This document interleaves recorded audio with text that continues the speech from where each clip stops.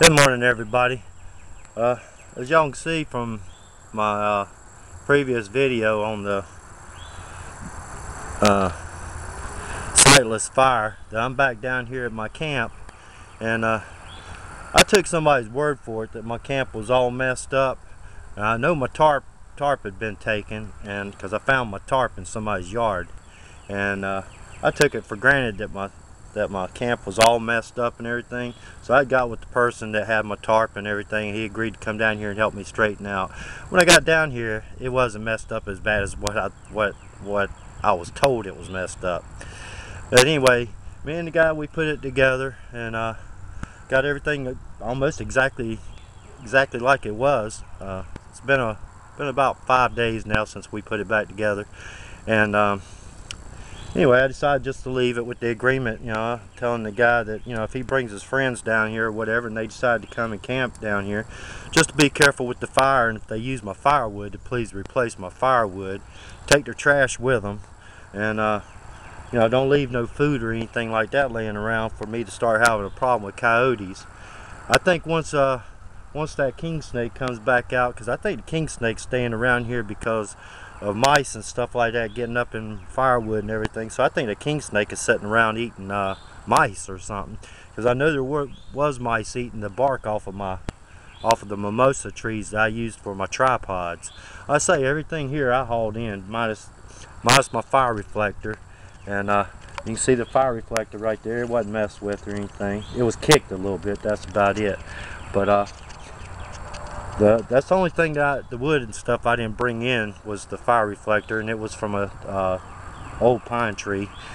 And anyway, this is a channel update. It's getting summertime, springtime, so I'm doing a lot of gardening right now, even though I'm going to try to keep up with my bushcrafting and camping stuff. Most of my focus right now is going to be on my garden and my flower bed and stuff. And also, just because I've got the camp put back together, I'll probably still be doing a lot around the house. I say my dog, she's about 17, 18 years old. She just can't come out here no more. Most of the time I have to carry her all the way down here now. So, and I like her to be able to be with me. It's just not right having my camp hound. It's just more fun for me to have my camp hound with me. And she can't do too much, but she does kind of follow me around. She's blind, or pretty much blind, and she's can't hear. I gave her a bath this morning. I gotta get her cut because she's getting a little bit hot now. I let her hair grow out throughout the winter time, because that one time when we come down here and camped after Thanksgiving, she about froze to death down here, because she had just got groomed that weekend prior. So anyway, I don't bring her down here too often anymore. Like I say, I have to carry her between the weight that I'm carrying in my pack and my haversack, then trying to put her under my arm and carry her and worry about briars and everything. It's kind of a pain. And like I say, I may bring her down here a few times, and I'm gonna keep coming down here until she just can't come with me at all. Then I might start breaking camp and taking all my camp stuff back home with me. It's hard to say. I may only take a few things. And a few of you probably have noticed that my channel name has changed. The channel name that I have, Wildwood Prepper, that was my original name. When Google took over YouTube, they changed my name. I couldn't figure out how to get it back to Wildwood Prepper. Finally, I kept messing with it the other day and got it back on Wildwood Prepper. And the reason why it's Wildwood Prepper and not bushcrafting or anything like that, because there's a whole lot more I'm involved in. And so even though bushcrafting, survival, all of that is a part of prepping, self-sustainment, and that's really what I'm into. And you're going to be seeing some other type projects, because I got to go home here in a little bit, take my water barrels apart, get them cleaned out real good for the summertime. Though I have well water, it's a community well, they put a lot of Clorox in it, so I don't like using well water for my garden. So most of my rainwater I use on my gardens, but I do keep it for sustainment, just in case of an emergency, that I do have water that I can boil or whatever. Plus I have a water filter in my house that I filter my water that I drink. And of course I don't filter the water that I cook with, because most of the time it boils anyway. But the next thing I want to show you is the knives I used last year and the knives I'm going to use this year, well, that I've been using this year. This isn't a knife review, this is just showing you the knives that I'm using. If you do have any questions, I'm sure I'll talk about them a little bit, but if you do have any questions on the knives and my opinion on them, feel free to put it in comments and I'll tell you my opinion. But it's strictly my opinion. I'm not going to give you measurements or weights or anything like that. I'm just going to show you what I've been using and what I'm going to change over to. Now, two things that are going to stay the same naturally is going to be my Leatherman. My Leatherman's going to stay the same, and my heavy chopper, which is the wow, now I can't remember. It's the Cold Steel Parang, and the Bush Parang. I really like that thing. I doubt if I'll ever change it, because it chops good. The baton's good. It's got the way the curve is good for skinning hides. So I really like it. Plus you can feather stick with it. I mean, it says sharp. Anyway, let's get on with it, and I'm gonna show you these knives, and I'm gonna turn you around, and so that way I got a little bit more room.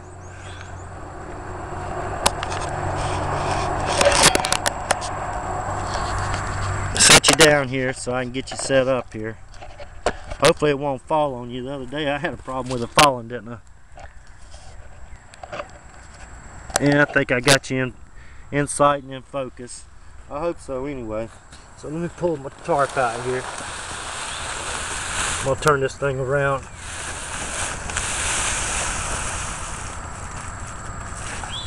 As you can see, there's a few selections of knives. I'm gonna check one more time to make sure I got you where you can see the knives.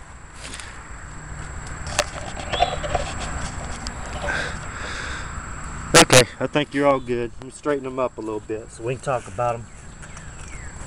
I'm gonna go over the knives I used last year first.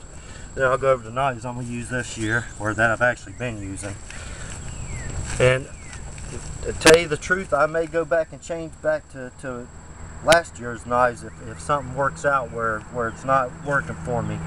Anyway, let's say this ain't gonna change. This is the Wave, and I really like this knife. It's heavy, and I've taken all the little tools and stuff out of the pouch because I didn't need none of that stuff. But anyway, you put it back in the sheath. Okay, next thing I'm going to talk about is last year I used the Becker BK11 for my neck knife. It's a good knife. It's sharp. It stays sharp. It's light and everything else. And anyway, you know, you can tell that I painted it. I like the orange. I like the orange, you know, paracord. And if it gets lost or whatever, you can find it. For my medium, or my regular camp knife, chore knife, last year I used the Tops Brother of Bushcraft knife. I will tell you this.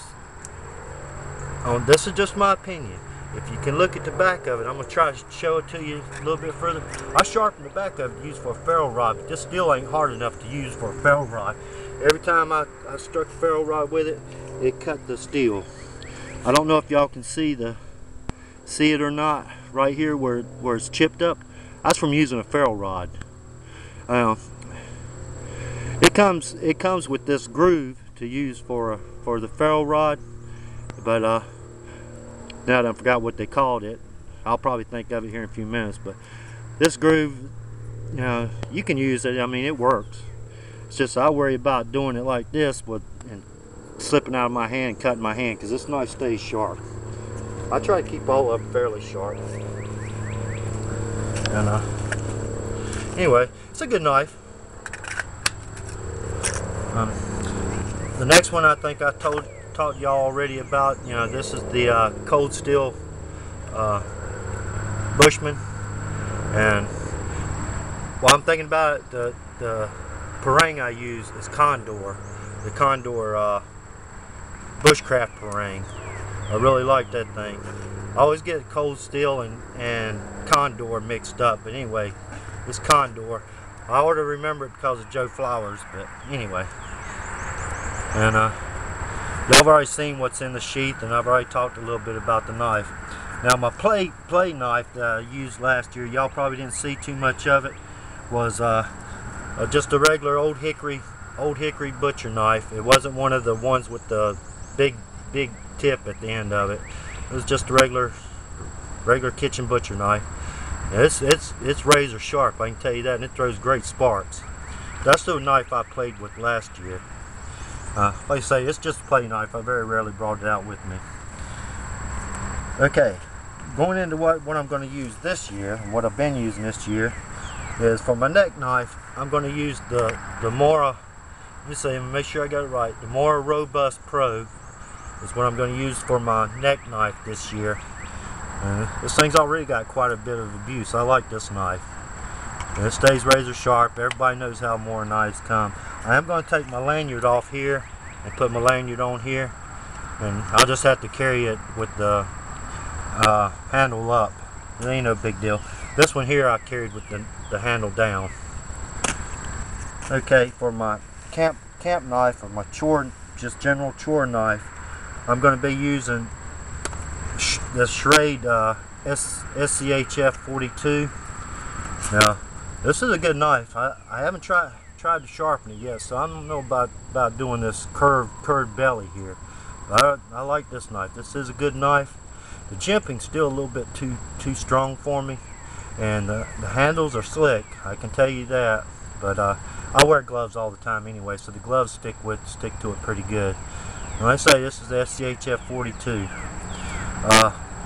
it comes with the leather sheath. I don't really particularly like leather myself, but it ain't a deal breaker for me. It ain't that big of a deal to me. I prefer nylon. It's what I prefer. But anyway, a lot of people have complaints about nylon. I've never had no problem with nylon. Okay, that's my general purpose knife I'm using this year. And also, let me talk about this. This is my dangler. I have key rings on almost every knife I have. You'll notice there's a key ring on it, and I just use the same dangler for all my knives. On this one here, all I did was punch 2 holes in it and then put a key ring in it, and it worked fine like that. Now the next knife I can't use with a dangler, reason being because the knife's so big, and y'all probably already noticed what this is because I've talked about it already. This is the SCHF 37. I have done some modifications to it. I didn't like the jimping, so I ground down the jimping, and I took off the coating right here. Now on this 42 here, the coating's great. I didn't see it didn't stick to nothing. It glides through, so it ain't no problem. Anyway, that's going to be my heavy knife, my camp heavy knife, and inside the little sheath, of course, I've got a camping Swiss Army knife camper, and of course the ferrule rod that comes with it. I didn't need the sharpener, so I took the sharpener out. Anyway, any knife that I have a pocket to, I usually have especially if it's a big knife, I have a Swiss Army knife in it, mainly for the saw and for the smaller blades. Now, this year the knife I've been playing with is this Tom Brown Trekker replica. I'm actually, besides the handle being kind of small for me, because I catch myself putting my finger up here, and this ain't real sharp. I started to sharpen it, then I found out, somebody told me that this is not really supposed to be sharp, that this is more used as a chopping tool. I don't know.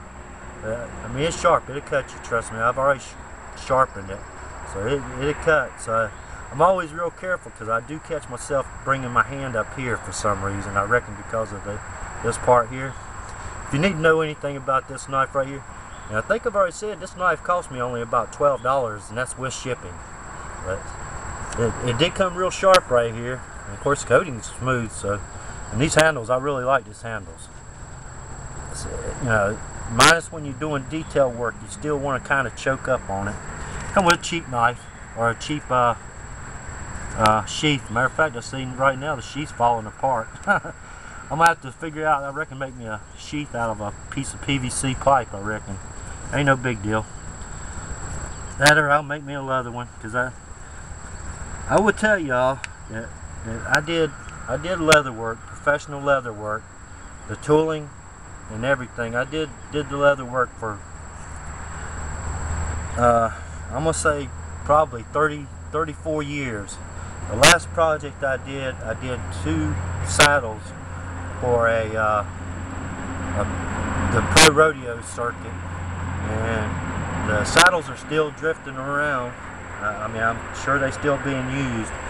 But I kind of got ripped off on the saddles because I never got complete payment for them. I got all my, I got paid for all the materials and everything that I used on them, but I didn't get paid for all my work. And that kind of disgusted me. So 5 years ago, I sold every piece of everything I had to do with leather, minus the minus stuff like my punch. I kept my punch, and I kept my stitching tools and stuff like that.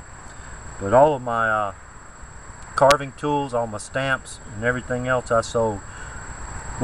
What I did mostly, I did a lot of tooling. Matter of fact, this is a belt that I made almost 40 years ago, and I just outgrew it, so I decided I'd repurpose it.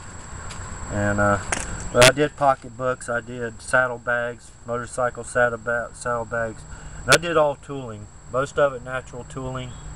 I did some scenic tooling, and of course back in the 70s when I first started, the big thing was doing flower stamps, with the hippie pocketbooks and stuff like that. And if I would have known the bushcraft community was as strong as it was in leather, how they say it, hindsight's always better than foresight, I would have kept the stuff. But I'm really not interested in doing any more leather work. I do little stuff like this for myself, and but I make little bags for myself. When I quit, I mean, I was, like I say, I was doing big projects, like saddles, motorcycle saddlebags,